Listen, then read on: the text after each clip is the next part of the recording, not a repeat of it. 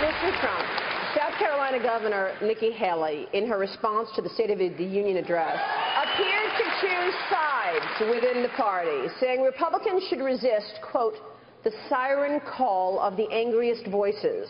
She confirmed she was referring to you, among others. Was she out of line? Wherever you are sitting, Nikki, I am a friend. We're friends. That's good. But she did say there was anger. And I could say, oh, I'm not angry. I'm very angry because our country is being run horribly. And I will gladly accept the mantle of anger. Our military is a disaster. Our health care is a horror show. Obamacare, we're going to repeal it and replace it. We have no borders. Our vets are being treated horribly. Illegal immigration is beyond belief. Our country is being run by incompetent people. And yes, I am angry. Okay, so Donald Trump admits he's angry, but is he stressed? Dr. Oz tracked just that with a brand new app that you can download called ShareCare. It uses the voice to determine stress levels. Dr. Oz and the developer of ShareCare, Eric Feingold, join us live in the studio. Good morning to both of you. Good morning. All right, before we take a look at the stress levels of people on stage last night, what is this thing and how does it work? Say we get into a fight with someone, they say it's not what you said, it's how you said it. Subtly, we can interpret not the words, but what the voice is actually telling us. Think of it as an emotional selfie. The voice actually gives you a little window into the heart. So when the candidates are saying all these things, there's an interpretation that voters are actually making that is subconscious, that a lot of us are not overly aware of, but it's important. And so this technology, by the way, was developed in call centers to help people say, you know what, the operator's being rude or mean, and they don't even realize it. Companies use this technology to train their employees, so why not apply it to a really important process? What are the candidates saying in their voices, not just the words? Okay, let's take a look. We've got the first soundbite we're going to have a ShareCare analyze is Marco Rubio talking about the war on ISIS. Watch this. This is a war that either they win or we win. When I'm president of the United States, we are going to win this war on ISIS.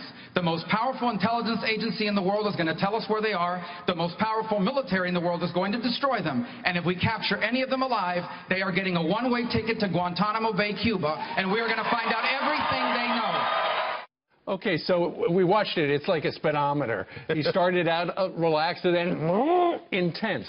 What does that mean, Eric? So you can actually see how he works himself up.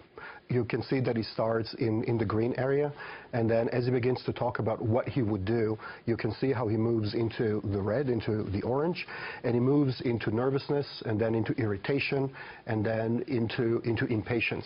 And it correlates to what he's talking about. So when he talks about destroying ISIS, he shows that he's ready to fight.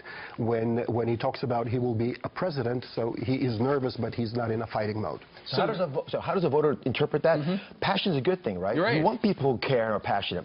And it's good to a point, but when you get past a certain point and your voice begins to send a message that you're stressed out, now you're actually sending a little different message, like, are they going to be as reliable? Will they be calm in the face of adversity? These are subtle things that voters react to differently. Interesting. All right, next soundbite. Here's Ted Cruz and Donald Trump. Cruz says Trump is attacking because of high poll numbers. Watch the meter. You know, back in September, my friend Donald said that he had had his lawyers look at this from every which way, and there was no issue there. There was nothing to this birther issue. Now, since September, the Constitution hasn't changed. But the poll numbers have. Okay, so he was cool, calm, and collected. Right. So he was well prepared for this. He is one of America's great debaters, we should point out. Yes. And as he speaks, you see the only time his stress goes up is when he loses his patience, when he talks about, hey, nothing really changed. All right. We got one more soundbite that we want ShareCare to analyze, and here is Donald Trump responding to the Cruz attack. I already know the Democrats are going to be bringing a suit. You have a big lawsuit over your head while you're running, and if you become the nominee, who the hell knows if you can even serve in office? So you should go out, get a declaratory judgment, let the courts decide, and you shouldn't have mentioned the polls because that would have been much different. Why now? Why are you raising this issue now? Because now he's doing a little bit better. That's interesting. He's on the attack, essentially, but he's calm and productive. Right. So he's actually calm for most of the time. Then when a question is being asked, you see that it bumps up a little bit. But what's interesting, that you see that he gets into the discomfort zone when he talks about the fact that his opponent is doing a bit better. But here's the thing. This is really important. And maybe one of the reasons Donald Trump does so well is he's continually confident because subtly his voice is telling you he's calm. And so newspapers write about the words he uses, talking about in this debate, for example, when he was defending his statement about Muslims, coming into the country and the like. But the average person is hearing confidence in his voice. And so subtly, that's a leadership quality that's really important. Now, too much confidence is arrogance.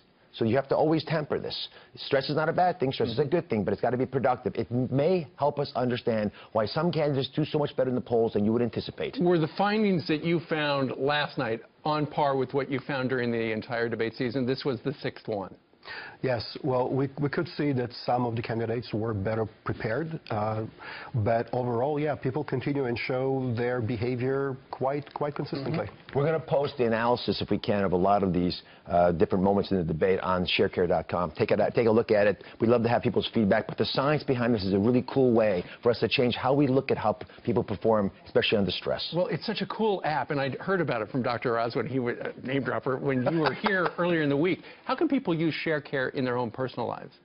So we have an app that helps people to track their relationships and their stress. And stress and relationships are strongly correlated to our quality of health and our quality of life. You use it when you make a phone call? Yes. Every time you make a phone call, it's basically being tracked. And then only you get that feedback. Nobody else can see that. And it's completely private and in your control. So I'm going to learn whenever I call Steve Ducey, my stress meter goes way up. And at the end of the day, it's going to tell me, don't call Steve late in the night because you can't sleep then. Because I'm always saying, let's go out for steaks. And he, just not a steak guy. All right. Dr. Oz, Eric, thank you very much. Really interesting stuff. Thanks. All right.